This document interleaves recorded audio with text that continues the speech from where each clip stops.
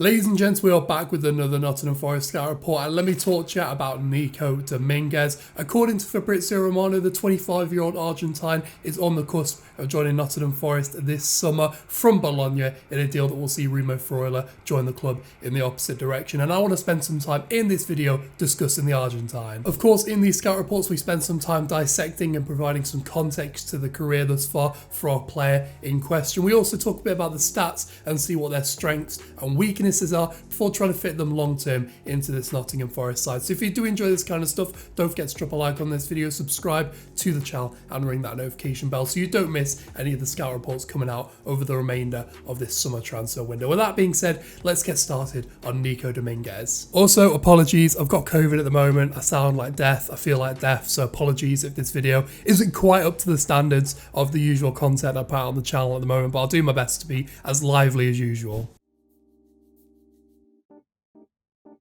Nicolás Martin Dominguez was born in June 1998 in Ido, which is a suburb of Buenos Aires, which is the largest and capital city of Argentina. I also couldn't find any information as to what club he spent his youth career with. He would make his professional debut during the 2016-17 Primera Division season with Vélez Sarsfield. He'd go on to make over 80 appearances for the club in that competition, spending about 4 years with the club. In 2019, Dominguez would be snapped up by Serie A side Bologna, who would immediately loan him back for the remainder of the 2019 season to Vélez. He'd then join up with his teammates at the beginning of 2020 to finish out the COVID-disrupted 2019-20 Serie A season. And this has been his home ever since, having spent the last 3.5 years in northern Italy with Bologna, finishing 12th, 12th, 13th and 9th during his 4 Serie A campaigns, making over 100 appearances in the competition. It's also worth noting that he's picked up 11 caps over his career for Argentina. However, unlike recent signing Gonzalo Montiel, he wasn't a part of their side for that successful 2022 World Cup win,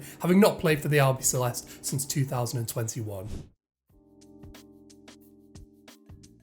However, based off his performances for Bologna, it might not be long before he links back up with Messi and co for Argentina. Last season completing 3.8 tackles and interceptions per 90 for the Serie A side, which placed him in the top 25% of midfielders in Europe, which is even more impressive when you consider that these stats are not adjusted for possession, and his side averaged over 55% possession in their matches last season. The Argentine also gives a huge amount of value on the ball for this Bologna side through both passing and carrying, being in the top 25% of midfielders last season in Europe for progressive passes and passes into the penalty area, whilst also being in the top 30% of midfielders for carries into the final third. You could even argue that Dominguez is a pretty good creative presence in this Bologna side as well, with 2.8 shot creating actions per 90 and 0.12 expected assists per 90 as well, placing him in the top third of midfielders in Europe last season. So what have we actually learned so far? Well, I think it's pretty safe to say that the Argentine is a very well-rounded central midfielder, and I truly believe that Dominguez is someone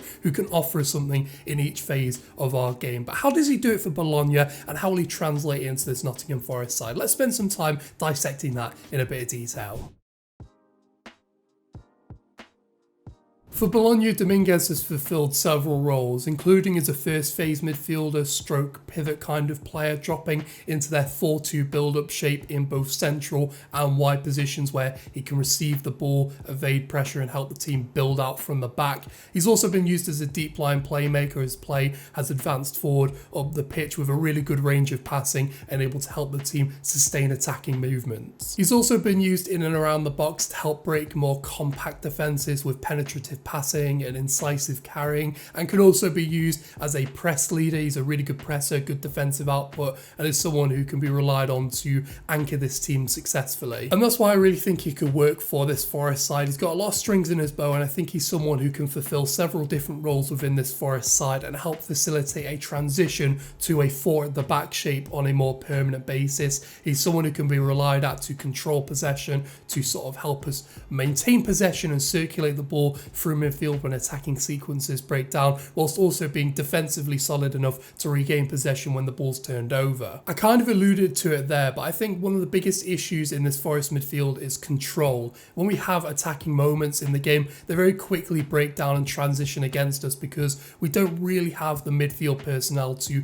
control games in the midfield. We don't have volume passers, particularly good passers, players who can circulate possession, progress from deep positions, and I think this is a role that Dominguez could really fulfill for us for a long-term basis, and I think really add some genuine quality on the ball in midfield that we have really desperately been calling out for the majority of this time we've had in the Premier League.